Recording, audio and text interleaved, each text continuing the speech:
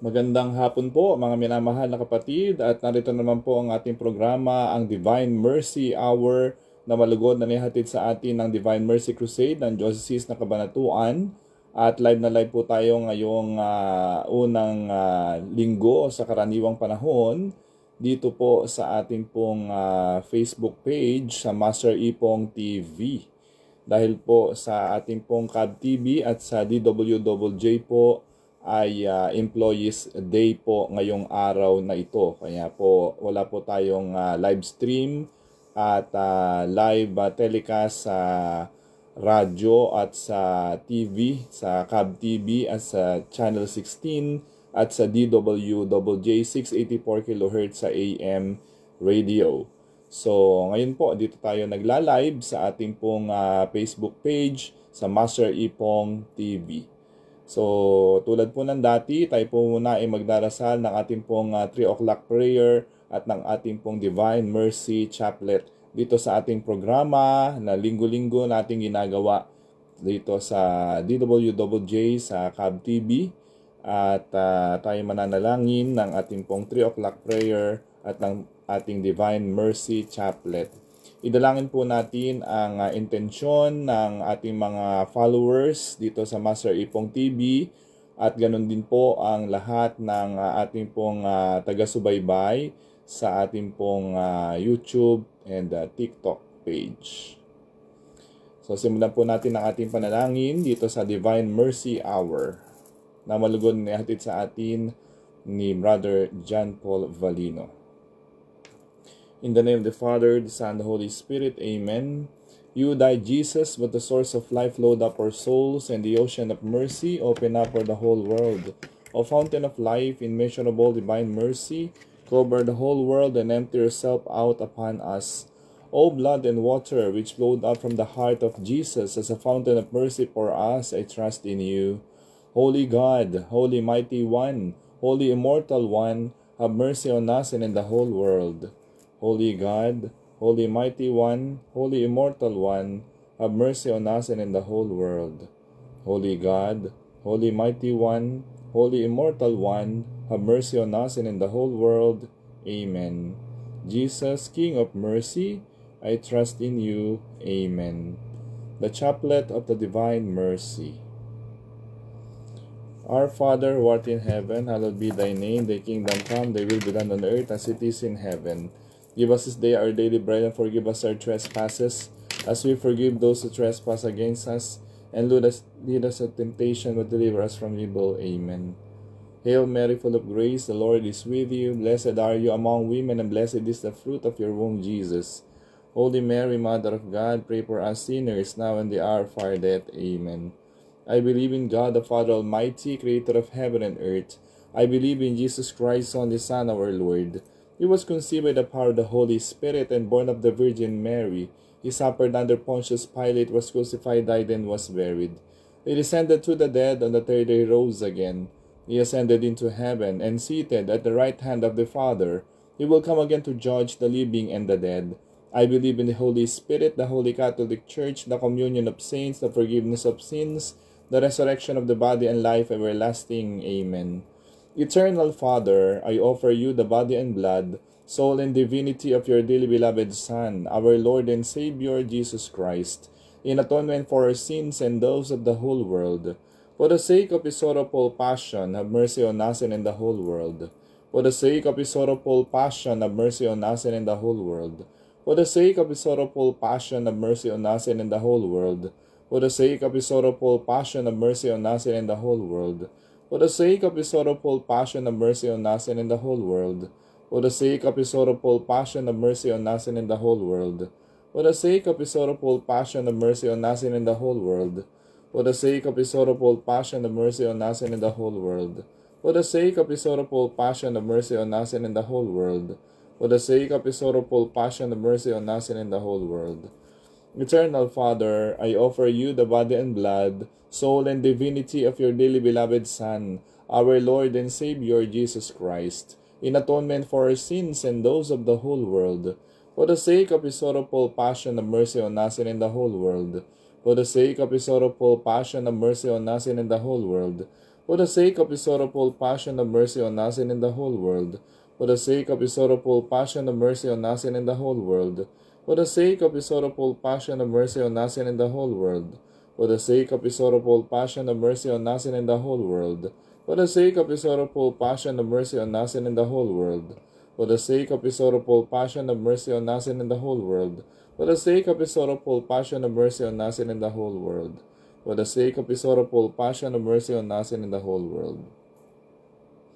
Eternal Father, I offer you the body and blood, soul and divinity of your dearly beloved Son, our Lord and Savior, Jesus Christ, in atonement for our sins and those of the whole world.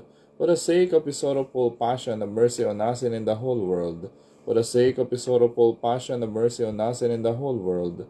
For the sake of His sorrowful passion, have mercy on us and in the whole world. For the sake of His sorrowful passion, have mercy on us and in the whole world. For the sake of His sorrowful passion, have mercy on us and in the whole world. For the sake of His sorrowful passion, have mercy on us and in the whole world. For the sake of His sorrowful passion, have mercy on us and in the whole world. For the sake of His sorrowful passion, have mercy on us and in the whole world. For the sake of His sorrowful passion, have mercy on us and in the whole world. For the sake of His sorrowful passion, have mercy on us and in the whole world. For the sake of His sorrowful passion, have mercy on us and in the whole world. Eternal Father, I offer you the body and blood, soul and divinity of your dearly beloved Son, our Lord and Savior, Jesus Christ, in atonement for our sins and those of the whole world. For the sake of His sorrowful passion, have mercy on us and in the whole world. For the sake of His sorrowful passion, have mercy on us and in the whole world. For the sake of His sorrowful passion, have mercy on us and in the whole world. For the sake of His sorrowful passion, have mercy on us and in the whole world. For the sake of His sorrowful passion, have mercy on us and in the whole world. For the sake of His sorrowful passion, have mercy on us and in the whole world. For the sake of His sorrowful passion, have mercy on us and in the whole world. For the sake of His sorrowful passion, have mercy on us and in the whole world. For the sake of His sorrowful passion, have mercy on us and in the whole world. For the sake of His sorrowful passion, have mercy on us and in the whole world. For the sake of His sorrowful passion, have mercy on us and in the whole world. Eternal Father, I offer you the body and blood, soul and divinity of your dearly beloved Son, our Lord and Savior, Jesus Christ, in atonement for our sins and those of the whole world. For the sake of His sorrowful passion, have mercy on us and in the whole world. For the sake of His sorrowful passion, have mercy on us and in the whole world. For the sake of His sorrowful passion, have mercy on us and in the whole world. For the sake of His sorrowful passion, have mercy on us and in the whole world. For the sake of His sorrowful passion, have mercy on us and in the whole world. For the sake of His sorrowful passion, have mercy on us and in the whole world. For the sake of His sorrowful passion, have mercy on us and in the whole world. For the sake of His sorrowful passion, have mercy on us and in the whole world. For the sake of His sorrowful passion, have mercy on us and in the whole world. For the sake of His sorrowful passion, have mercy on us and in the whole world. For the sake of His sorrowful passion, have mercy on us and in the whole world. Holy God, Holy Mighty One, Holy Immortal One, have mercy on us and in the whole world. Holy God, Holy Mighty One, Holy Immortal One, have mercy on us and in the whole world. Holy God, Holy Mighty One, Holy Immortal One, have mercy on us and in the whole world. Amen. Jesus, King of Mercy, I trust in you. Amen. Muli po, isang napakagandang hapon po mga minamahal na kapatid, at narito naman po ang ating programa na live natin napapakinggan dito sa ating Master Ipong TV Facebook page, ang Divine Mercy Hour na malugod ninahatid sa atin ng Divine Mercy Crusade ng Diocese na Cabanatuan, at ako pa rin pa yung kasama si Brother John Paul Avalino. So magandang hapon po sa ating lahat, at tulad po ng sabi ko kanina ay binabati po natin ang ating pong mga taga-subaybay dito sa Master Ipong TV, lahat po ng ating mga followers sa ating YouTube channel, sa Master Ipong TV, at sa ating pong Facebook page. At tayo po ay natutunghayan din sa ating TikTok, at lahat ng ating pong mga taga-subaybay na nanonood at nakikinig dito po sa ating Master Ipong TV. So ngayon pong hapon na ito ay hindi po tayo napapakinggan sa DWJJ at sa Cab TV Channel 16 dahil po Employees Day po ngayon ng ating pong City Hall. Kaya po nandun po ang lahat ng empleyado ng DWJJ at ng Cab TV kasama po ang ating mahal na mayor. So, ngayon po, binabati po natin ang ating po mga kamag-anak dito po sa ating pong programa ngayon, ang Divine Mercy Hour. Binabati po natin ang pamilya Valino, ganun din si Daddy Elvin, si Mami Ruby, si Nanay Maria, at si Ate Weng, at lahat po ng ating mga kamag-anak ay binabati po natin. Ganun din po ay binabati natin ang ating minamahal na principal ng Nueva Ecija High School, si Madam Aurora T. Aguila, at lahat po ng faculty and staff ng Nueva Ecija High School. At ganun din po ang mga mag-aaral ng Nueva Ecija High School, ganun din ang mga magulang nila. So ngayon nga mga minamahal na kapatid ay ating pong pagninilayan ang ating pong ebanghelyo ngayon tungkol sa mga tukso ng ating pong buhay. Dito sa Divine Mercy Hour, tayo po ay linggo-linggo ay nagninilay ng mga salita ng Diyos. At yun po yung ating magiging kalakasan sa ating pong buhay spiritual, na ating pong dapat nating tinataglay. Linggo-linggo po yan, dito sa Master Ipong TV. Kaya dito sa ating programang Divine Mercy Hour na ngayon nga po ay live na live po tayo dito po sa ating Facebook page sa Master Ipong TV. Dahil wala po tayo naging programa sa DWJJ sa Cab TV, Channel 16 ngayong linggong ito. Dahil po linggo-linggo ay napapakinggan po tayo at napapanood sa Kabanatuan Community Cable Channel 16. Ngayon lang pong araw na ito dahil nga Employees Day po ngayon ng mga empleyado ng ating pong City Hall. Kaya po wala pong empleyado na nag-operate po doon sa ating DWJJ ng ating radio at ng ating programa. Kaya po minarapat po natin na para hindi masayang yung ating programa ngayong hapon na ito ay minarapat po natin na mag-live dito sa ating Facebook page sa ating programang Divine Mercy Hour. Ayan. So, ngayon po ay unang linggo sa panahon ng Kwaresma. At sabi ko nga kanina, ang ating pong pagninilayan, ang ating topic for this afternoon ay tungkol sa iba't ibang uri ng tukso. Dahil yun po yung gospel nating mapapakinggan ngayon doon sa ating pong live telecast ngayon sa ating Facebook page at sa ating Master Ipong TV dito sa ating programang Divine Mercy Hour. Ayan. So dapat kasi ay palagi po tayong nagninilay ng mga salita ng Diyos para po ito po yung mapulot po natin na maibahagi po natin sa ating mga followers at nanonood at taga-subaybay natin dito sa Divine Mercy Hour. So yan po yung ating pagninilayan po ngayon kasi napakahalaga sa buhay spiritual po natin na tayo po ay magnilay ng mga salita ng Diyos. Tulad po dito sa Divine Mercy Hour na palagi po nating isinasagawa yan linggo-linggo. Alas 3 hanggang alas 4 ng hapon dito sa ating pong YouTube channel at syempre dito sa ating Facebook at TikTok page natin at syempre sa DWJJ sa Cab TV, Kabanatuan Community Cable Channel 16. Ayan. So, dito muna tayo sa ating platform na Master Ipong TV ngayon nagla-live at para sa ating programa ngayong araw na ito. Ayan.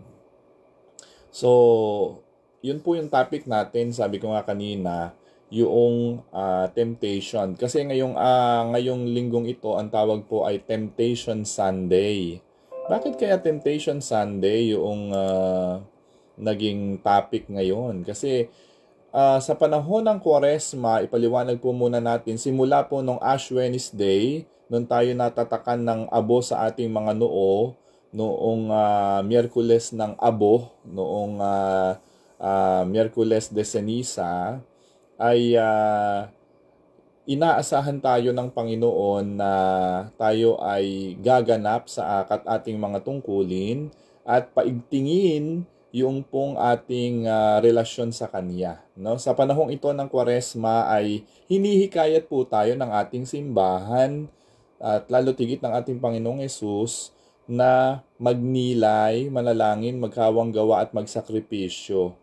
Yun po yung ating pong dapat na isagawa sa panahong ito ng Kwaresma. At kaya nga yung pong pagninilay ng mga salita ng Diyos, yung pong pananalangin sa ating mga intensyon, mga kahilingan, at panalangin din sa ating kapwa, at sakripisyo. Yung pong fasting and abstinence, no?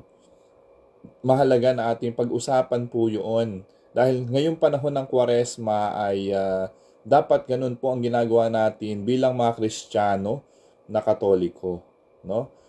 Panahon ng Kwaresma ngayon, panahon ng pag-aayuno at abstinensya. Ibig sabihin po hindi tayo kumakain ng karne at yung pong hindi pagkain ng one full meal. Ayan. One full meal lang dapat ang ating kakainin at hindi 3 beses yung ating kakainin, lalo na sa araw ng Biyernes. Ayan. Ito pong panahon ng Kwaresma ay 40 days, kaya nga po 40.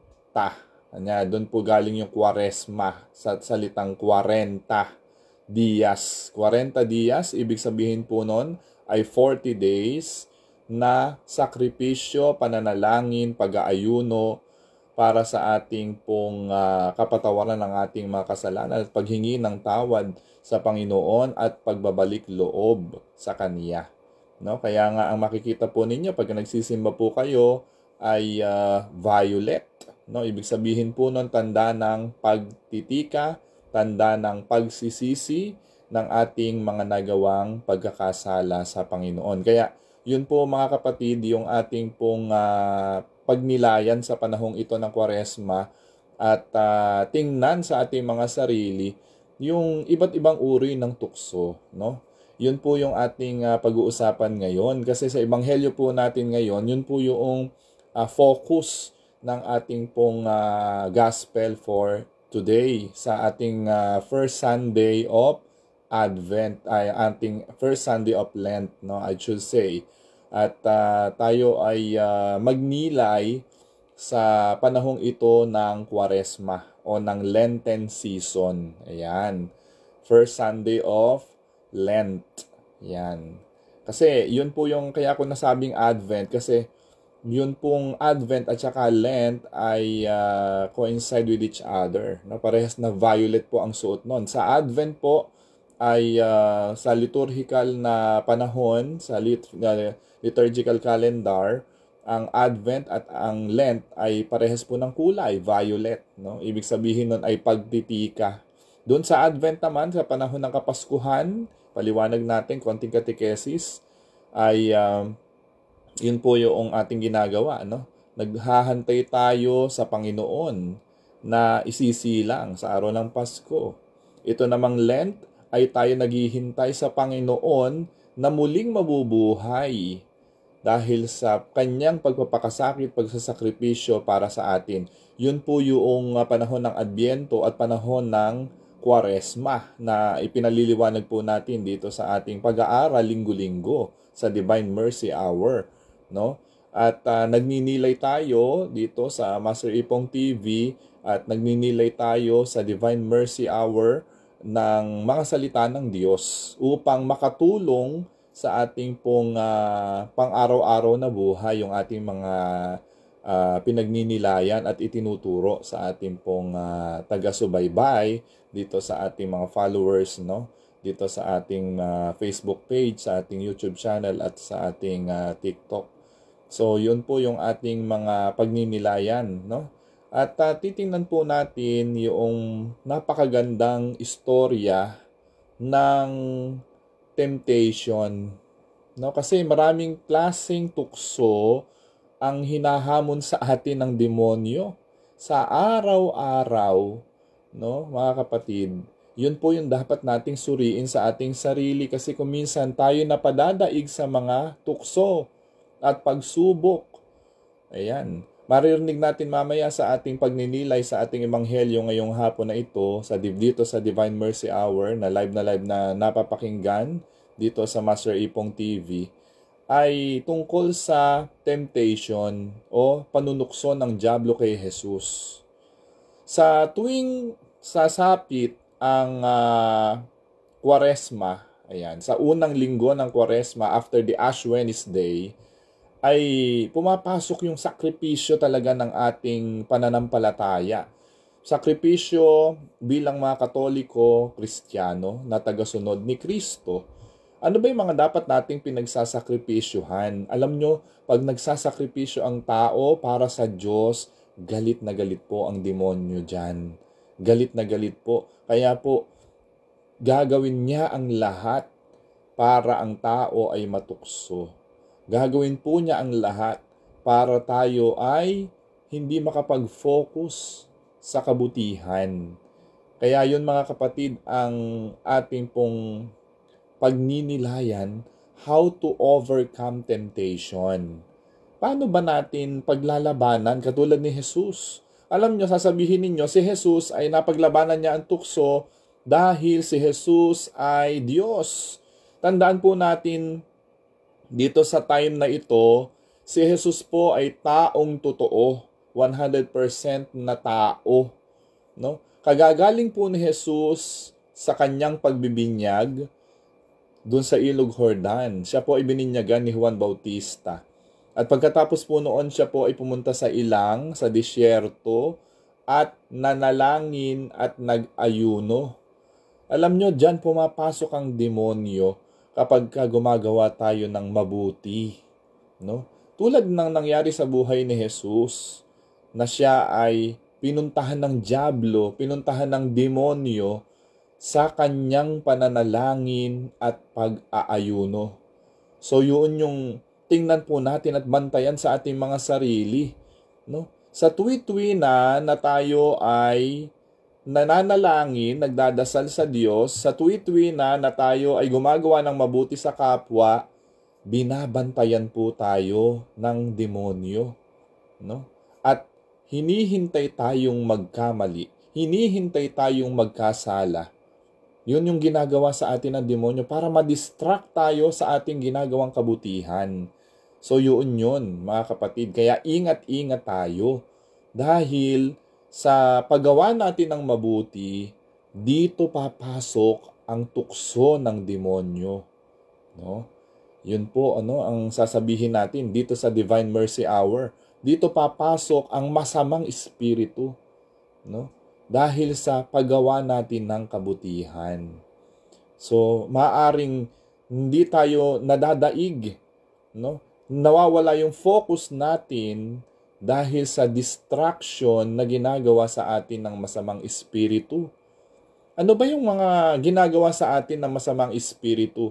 Pinag-aaway-away tayo, unang-una. Pangalawa, nawawalan tayo ng pag-asa sa buhay. Yung ating relasyon sa Diyos ay nawawala dahil sa panunukso ng dyablo sa buhay natin at pakikialam ng dyablo sa buhay natin.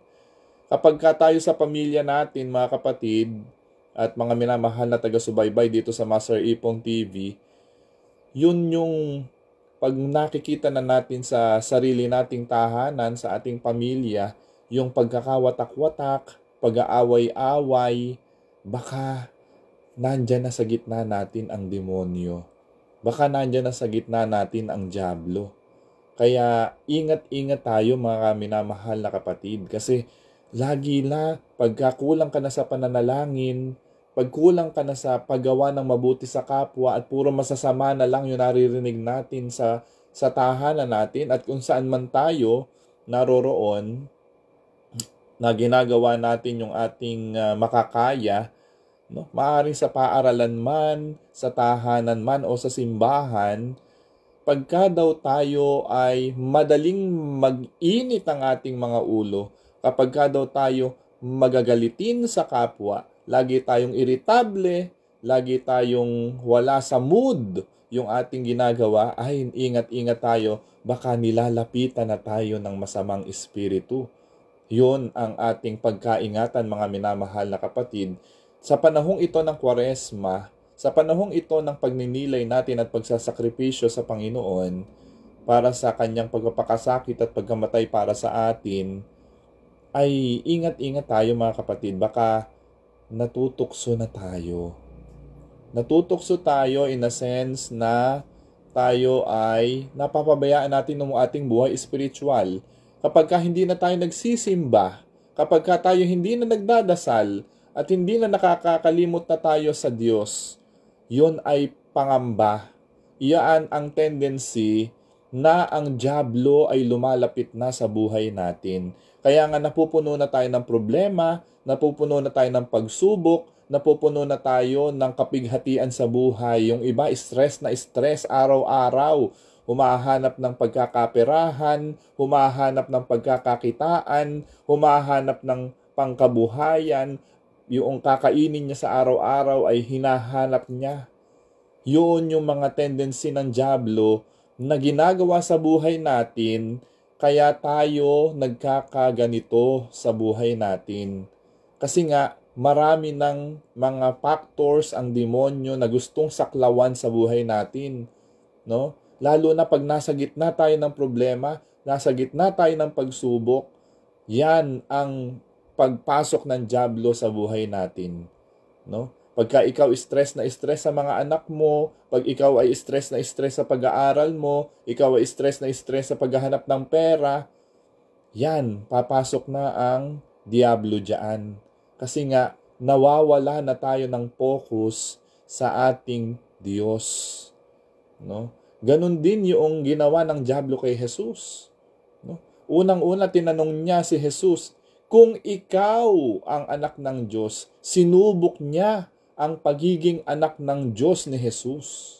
Maririnig po natin yan mamaya, yun ang pag-uusapan po natin sa ating ebanghelyo. No? Na kung si Jesus ay natukso, at kung si Jesus ay taong totoo, nung siya ay tinukso ng dyablo sa ilang, ay tayo din na tagasunod ni Jesus, ay maaaring matukso din. Kaya lang, tularan natin ang ginawa ni Jesus. Ano ba yung pinanlaban ni Jesus sa tukso ng demonyo? Ang mga salita ng Diyos. Ang kanyang naging tugon sa bawat sinabi niya sa dyablo. No? Yun po yung sinasabi sa atin ng ebanghelyo. Maging maalam tayo sa mga salita ng Diyos. Dahil ang salita ng Diyos ang siyang bubuhay sa atin. Ang salita ng Diyos ang siyang magbibigay sa atin ng kahulugan, ng pag-asa sa ating pong buhay. Alam niyo mga kapatid, natitingnan po natin na malungkot ang buhay. Malungkot ang buhay kapag ang malayo tayo sa Diyos. Lalo na kapag hindi tayo nagsisimba. Malungkot ang buhay kapag hindi tayo nagninilay sa ating mga sarili. Malungkot ang buhay kapag malayo tayo sa Diyos. Yun ang ating dapat na tingnan. Suriin natin yung ating mga sarili. At sa ating pong pagsusuri na ito, tingnan po natin yung pong mga kakulangan natin. Kaya magnilay tayo sa napakaganda pong mensahe ng awitin na ito. No? Kasi sa panahong ito ng ebanghelyo natin sa ating temptation, alam nyo, si Jesus mismo ay natukso. Tinan po natin bakit ba? Ano ba ang mangyayari sa atin kapag tayo laging natutukso? Hindi po ba? Napakaganda ng awitin . Napakaganda po ng awitin na ito. No? Sa ating pong patuloy na pagninilay sa ating ebanghelyo ngayon, tingnan po natin yung ating mga sarili. Baka naman natutukso tayo. No? Tingnan natin. Kasi dapat alam natin kung ano yung kahinaan natin. Dapat alam natin yung dapat nating iwasan. Tingnan natin ha, yung awit na ito. Kaya dapat tinitingnan natin na-observe natin yung ating sarili no? Kasi kung minsan nakakakalimot tayo. Sige. So pakinggan po natin ito at ito yung pagninilayan po natin yan kapag ka tayo ay natutokso sa buhay natin, mga kapatid. So tingnan natin ha. Mahalagang paalala, ang Myra Ultimate ay hindi gamot at hindi dapat gamitin panggamot sa anumang uri ng sakit. Yeah. So tingnan natin ang ating napakagandang awitin na ito. Pakinggan po nating mabuti at namnamin yung mga lyrics ng ganyan naman yung lyrics ng ating awitin, ano? Kay rami ng winasak na tahanan, kay rami ng matang pinaluha, kay rami ng nasakta na damdamin dahil sa tukso ng diablo sa atin. So, yun po yung mga dapat nating iiwasan at titingnan. No? So, ngayong ating pong pagninilayan no, sa ating ebanghelyo ngayon, yung ating tukso. Yan. Yan. Tingnan natin, no? Kasi dito sa ating ebanghelyo ngayon, na ating pagninilayan, yan, no? Kailangan tingnan natin yung ating ebanghelyo. Kasi dito sa gospel natin, sa unang linggong ito ng Kwaresma, so titingnan natin yung pagninilay. Okay.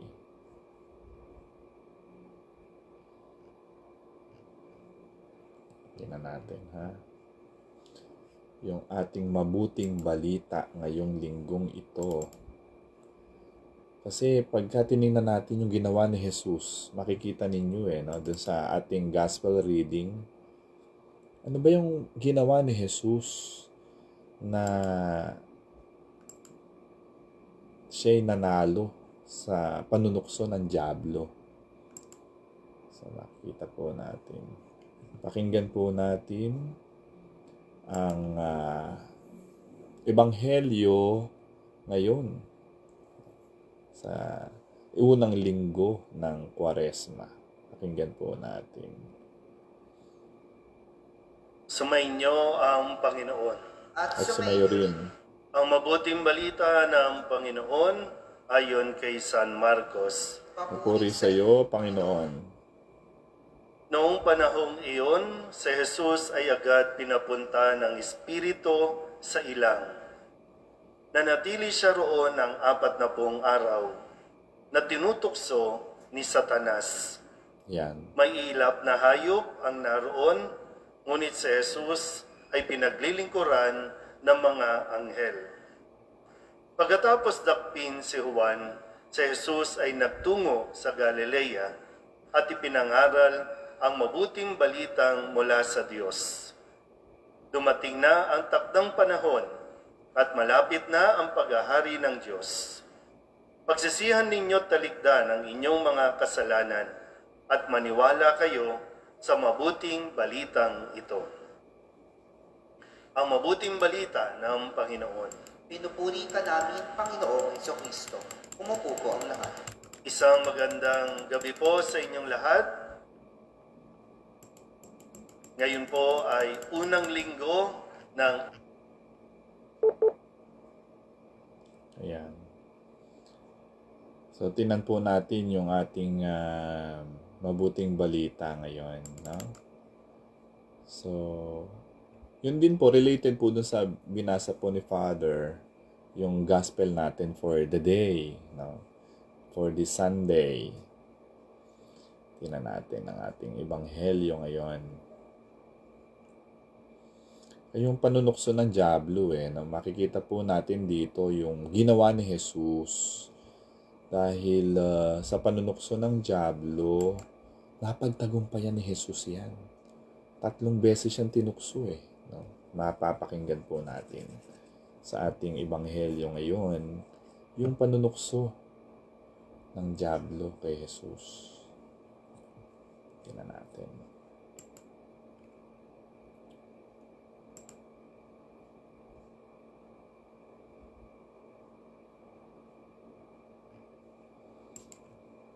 Yan.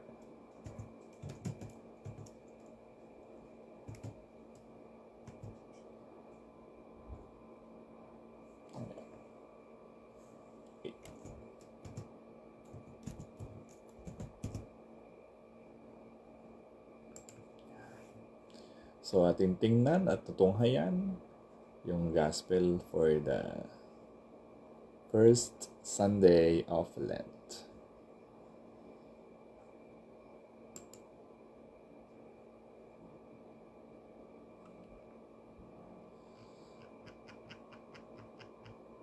Live na live po tayo ngayon sa Master Ipong TV.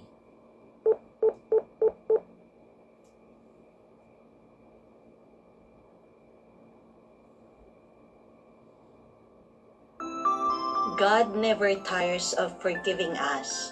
Mabiyayang araw ng linggo kapanalig. Unang linggo po ng Kwaresma ngayon at ipinagdiriwang natin ang pambansang linggo ng mga migrante. Pagbati po sa lahat ng ating mga kababayang OFWs at sa kanilang mga pamilya. Ito po si Sister Rose.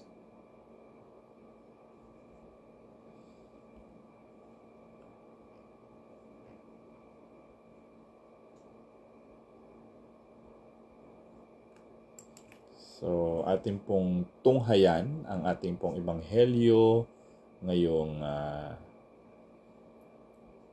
linggong ito.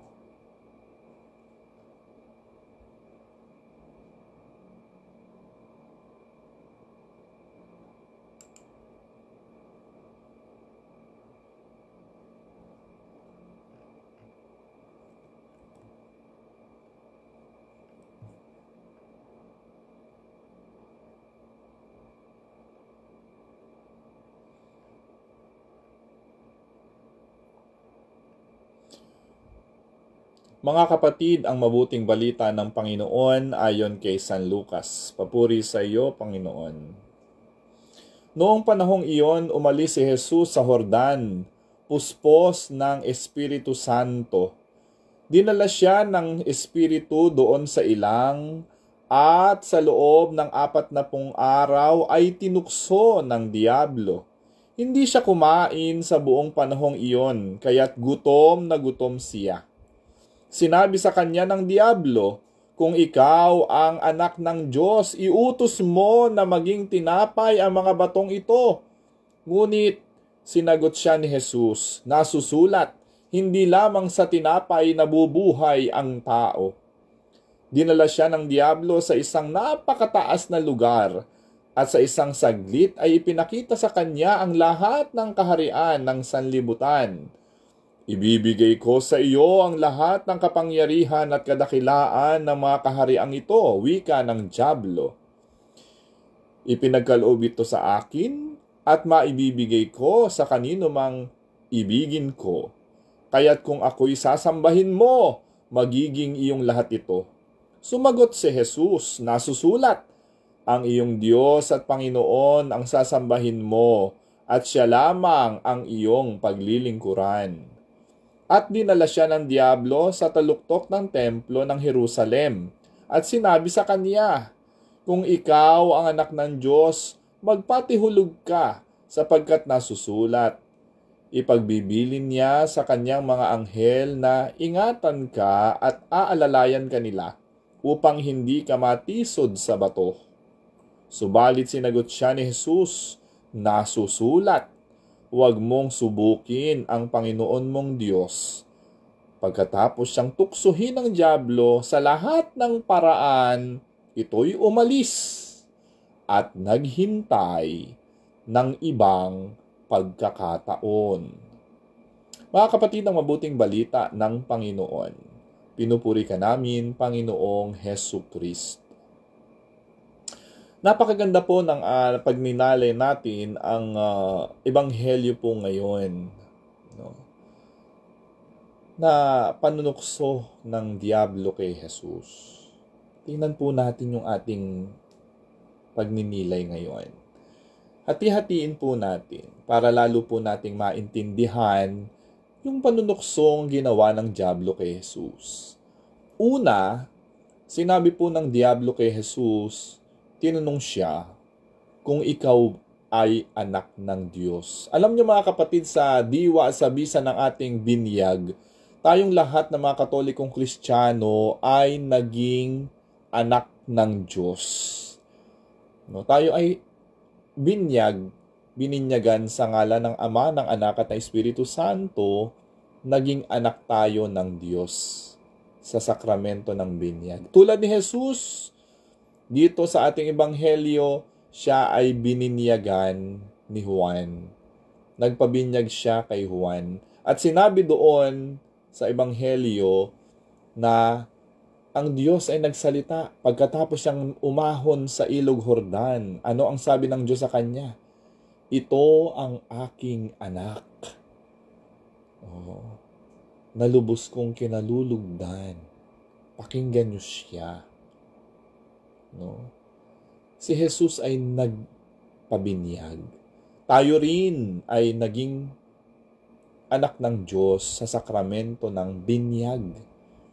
Kaya yun yung unang panunukso ng Diablo, na tayo'y sirain sa pamamagitan ng kasalanan, na tanungin, tanggalin yung ating disposisyon na anak ng Diyos.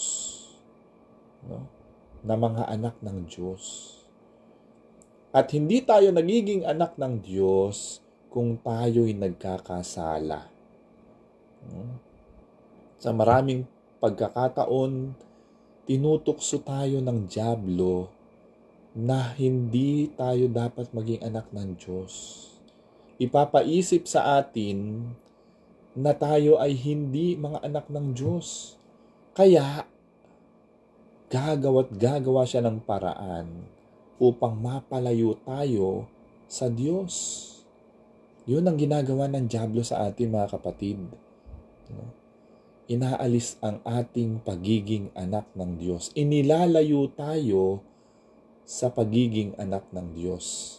So yun mga kapatid, ang unang tinatanggal sa atin ng Diablo sa kanyang panunukso.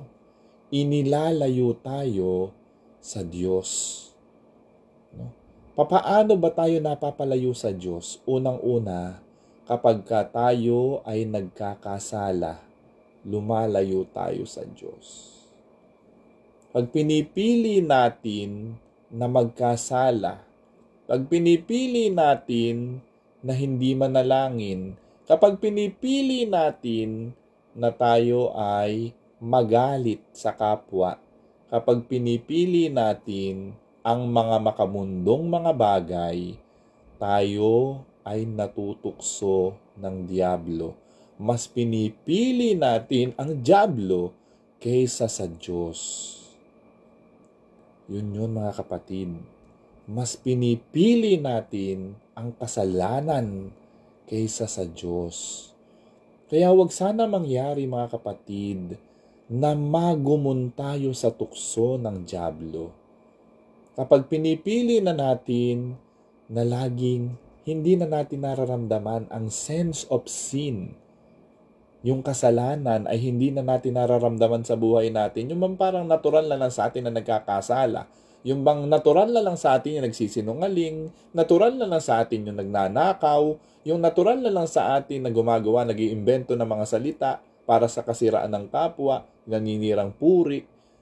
Kung natural na lang sa atin na nananakit ng damdamin ng kapwa, nananakit na pisikal sa kapwa, ikaw ay inaalihan na ng demonyo. Yun mga kapatid, yung dapat nating pag-ingatan. Hindi na tayo nagiging anak ng Diyos kapag tayo laging nagugumon sa mga tukso. Ano pa kapag lagi tayo nagagadget?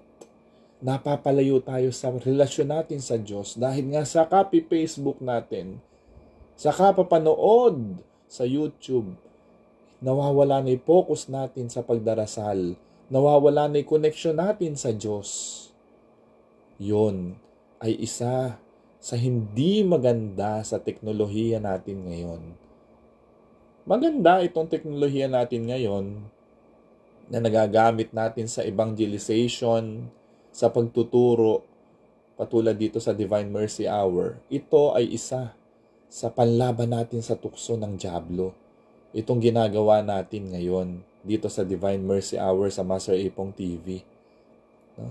Napakaganda na tayo nagninilay ng mga salita ng Diyos upang matutunan natin, malaman natin kung ano ba yung mga pagkakamali nating dapat nating iwasan para sa ating buhay espiritual.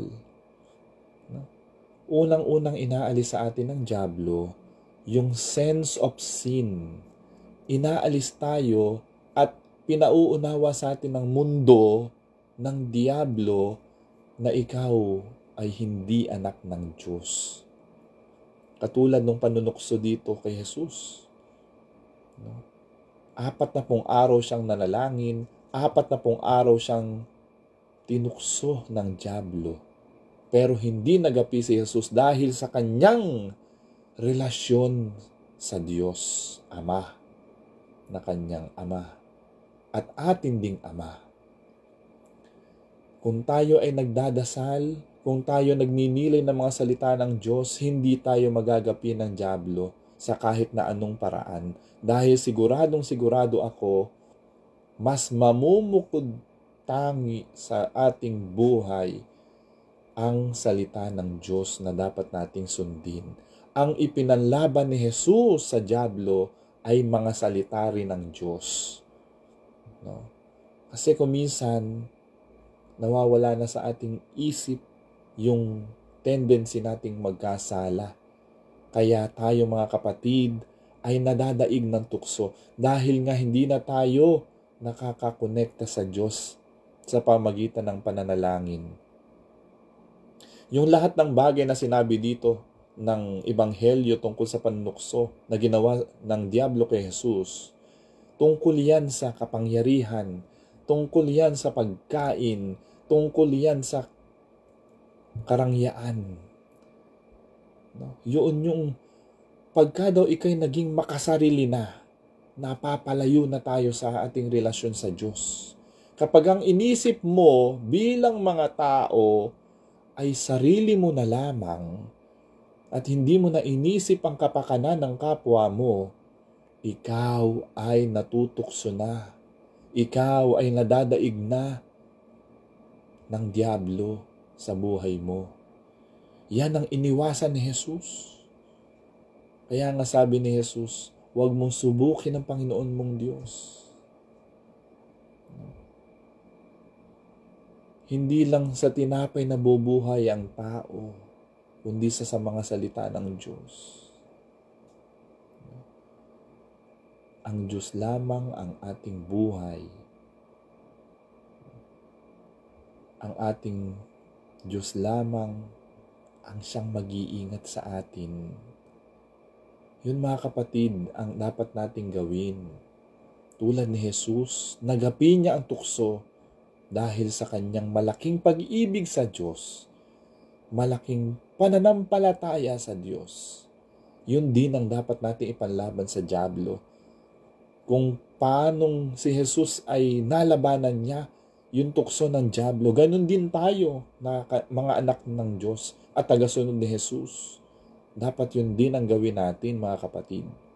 Upang ang lahat ng ating mga ginagawa sa mundong ito ay maging kalugod-lugod sa Diyos. Maging biyaya tayo sa kapwa. No? Para ang ating buhay managana. Huwag puro kasalanan ng ating iniisip. Huwag puro personal ang ating iniisip. Huwag puro sarili ang ating iniisip. Kasi pagka yon, yung kayamanan, yung ating kasakiman, yung ating inisip ang sarili nating pangangailangan at hindi na natin inisip ang kapwa natin, doon papasok ang tukso ng dyablo. Doon papasok ang kasalanan sa tao. Yun, mga kapatid, ang iwasan natin sa panunukso na ito. Dahil itong panunukso na ito, kapag tayo nabulid dito, pag natukso tayo, hindi natin napaglabanan itong mga tukso na ito, mapapasama tayo, malulugmok tayo sa dusa, magkakasala tayo laban sa Diyos. At ayaw ng Diyos na mangyari sa atin yan. Kaya pinaaalalahanan tayo, mga kapatid, sa mga oras na ito ng Panginoon na huwag tayong padadaig sa tukso tulad ng ginawa ni Jesus. Ano yung mga pinanlaban ni Jesus? Ang salita ng Diyos. Ang laging sinasabi sa atin ni Jesus, manalangin tayo sa Diyos. Yung koneksyon natin ay huwag aalisin upang makakapit tayong mabuti, makahawak tayo ng mabuti sa Diyos. Dahil ang Diyos lamang ang siyang makagagapi sa tukso. Kasi sa ganang sa ating sarili lamang, hindi natin kaya na paglabanan ng tukso. Dahil bilang tao, marami tayong kahinaan. Bilang tao, marami tayong mga hindi kayang gawin. Ang Diyos lamang ang magpupuno sa atin para mapaglabanan ang mga tukso na ito. Tandaan natin yon, mga kapatid. Dahil itong mga tukso na ito na nagpapahirap sa buhay ng tao, ang tukso ng kayamanan, ang tukso ng kasakiman, ang tukso ng kapangyarihan. Yan ang ibinibigay ng dyablo. At yung tinatawag nating sense of sin, the lost of the sense of sin. Pagka ikaw ay hindi mo na nararamdaman na nagkakasala ka, delikado yan. Yung bang karaniwan ka na lang nagsisinungaling, karaniwan ka na lang nangungupit sa nanay mo, karaniwan ka na lang nagnanakaw kung saan-saan. Matakot tayo kasi nasa paligid na natin ang dyablo. Lalo na sa panahon ngayon, mga kapatid. Mahirap ang buhay, kaya madaling magkasala ang tao, kaya madaling matukso ang tao. Mas gugustuhin na hindi maghirap ng tao. Gusto ng tao ay instant. Gusto madaling buhay. Kaya panlalamang na lang sa kapwa ang gagawin niyan, magkamalamang ng kayamanan. Magkamalan ng mga dapat niyang matamo sa kanyang sarili. Pero may kapalit yon at kabayaran, mga kapatid, kapag ka inabuso mo at nagpalulong ka sa tukso. Yan ang tingnan natin at pagkaingatan at ipagdasal sa ating pagninilay ngayon. Sa pagtatapos ng ating pagninilay ngayon, nawa tulungan tayo ng Diyos na mapaglabanan ang mga tukso. Paglabanan natin ang mga tukso sa mundong ito. Bigyan tayo ng grasya ng Diyos upang ang ating buhay ay maging mabuti, mapaglabanan ang mga pagsubok ng tukso ng mundo ng dyablo. Manalangin tayo sa ngalan ng Ama, ng Anak, na Espiritu Santo. Amen. Panginoon, maraming salamat po sa hapon na ito na kami po ay nagkasama-sama dito sa Master Ipong TV sa aming programang Divine Mercy Hour. Nawa Panginoon, gabayan niyo po ang bawat isa na nanonood sa mga oras na ito. Pagpalain mo po ang aming buhay na makaiwas sa mga tukso ng kasakiman, makaiwas sa tukso ng pagiging makasarili.